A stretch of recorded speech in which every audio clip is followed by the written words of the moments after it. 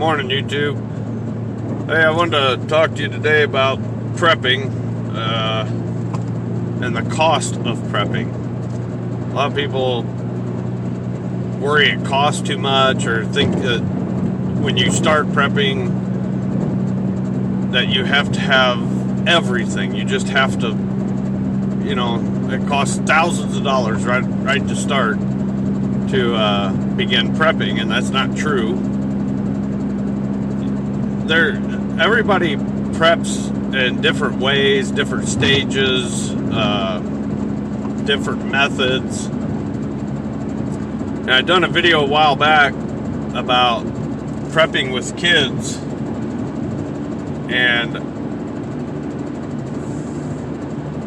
you need to keep that in consideration. I mean, there's a lot of people who prep who maybe your whole family's into it, or maybe you're the only one doing it. And as for example, I'm into prep. I like prepping. I think it's wise to be prepared.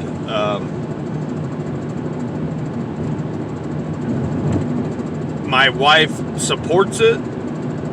She's behind it with me, not to the degree I am, but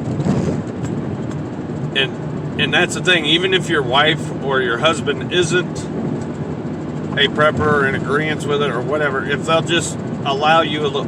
And here's the thing: to start prepping, you don't need a bunch of. All you have to do is, if you go to the grocery store, buy a few extra canned goods. I mean, rice, pinto beans, stuff like that. Stuff is cheap, very cheap. So an extra $5 or $10 can make a difference. Water, but I think something that people don't think about all the time in prepping is, especially if you have kids, is to, and a lot of people think, if you're prepping, you're just buying beans and rice and, canned goods or whatever. Well, that's not true, because let me tell you, in a crisis situation, you're going to have enough problems and stress as it is. So I think it's wise to have what I call some comfort food.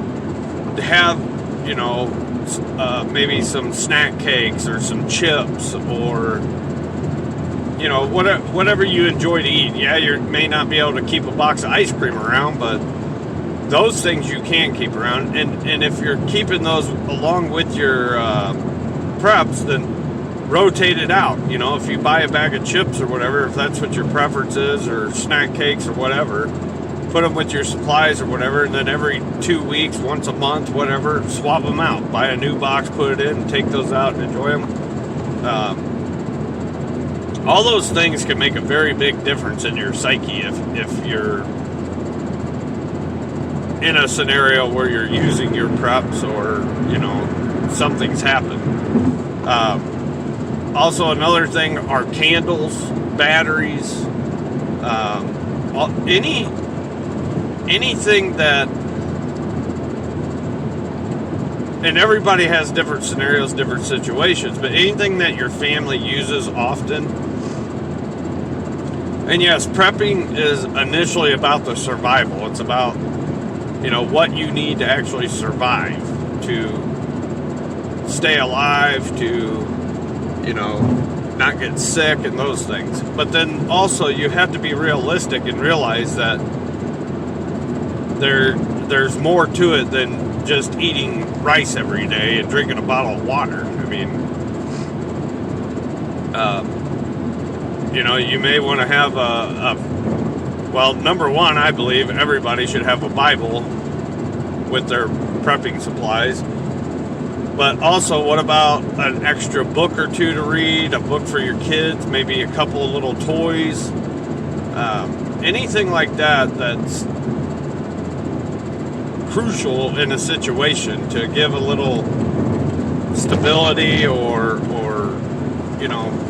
help with the stress or whatever. Because if you're in a bad situation, you're going to be stressed and concerned as it is and on high alert or whatever. But if you have kids, you need to think about them as well. You need to think about having a few little comfort foods for them, maybe an extra little toy.